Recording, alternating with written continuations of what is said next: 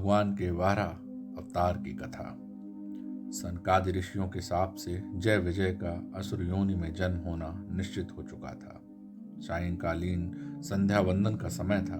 महर्षि कश्यप अपनी यज्ञशाला में नित्य कर्म पूजा पाठ की तैयारी कर रहे थे। उसी समय उनकी पत्नी दिति सर्वश्रेष्ठ पुत्र प्राप्ति की कामना से उनके समीप पहुंची। तपोनिष्ठ महर्षि ने असमय जानकर दिति को अनेक प्रकार से समझाने का प्रयत्न किया, किंतु उनके दुराग्रह के कारण वे विवश हो गए। प्रभु की इच्छा जानकर उन्होंने दिति को संतुष्ट किया।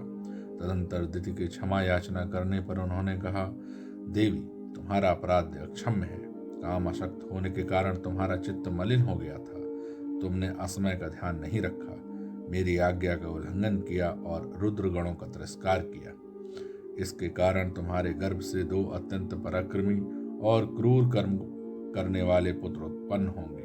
उनका वध करने के लिए भगवान नारायण स्वयं अवतार लेंगे। अपने पति के तेज को दिति ने 100 वर्षों तक धारण किया। 100 वर्ष पूरे होने पर दिति के 2 जुड़वा पुत्र उत्पन्न हुए। पहला पुत्र हिरण्याक्ष और दूसरा हिरण्यकश्यप के नाम से प्रसिद्ध हुआ। उनके पृथ्वी पर पांव रखते ही पृथ्वी, आकाश और स्वर्ग में अनेक प्रकार के उपद्रव होने लगे। सर्वत्र अमंगल सूचक दृश्य दिखाई देने लगे।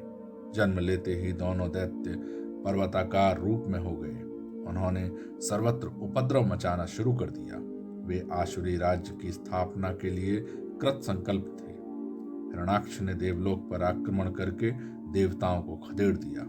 उसने सोचा कि ये देवगण पृथ्वी पर होने वाले यज्ञ से पुष्ट होते हैं। इन्हें दुर्बल करने के लिए मैं इस पृथ्वी को ही रसातल में पहुंचा दूंगा। ऐसा विचार कर वह पृथ्वी को ही लेकर रसातल में चला गया। वरुण से भगवान के पराक्रम की बात सुनकर वह उनसे युद्ध करने के लिए उन्हें सर्वत्र ढूंढने लगा।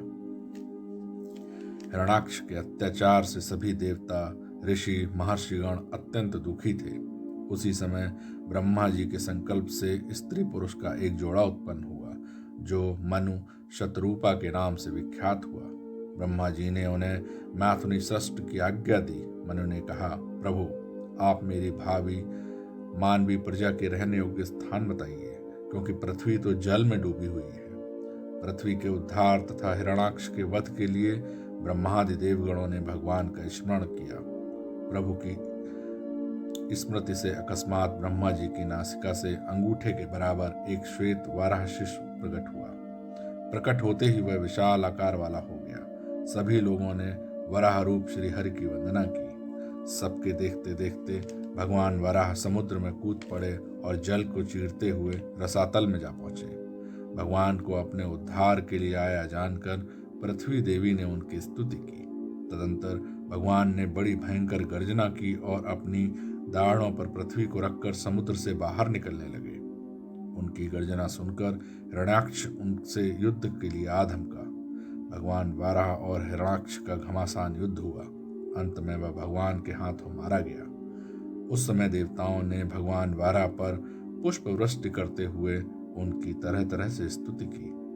भगवान वराह पृथ्वी को स्थापित करके अंतर्ध्यान हो गए। इस प्रकार श्वेत वराह कल्प की सृष्टि प्रारंभ हुई।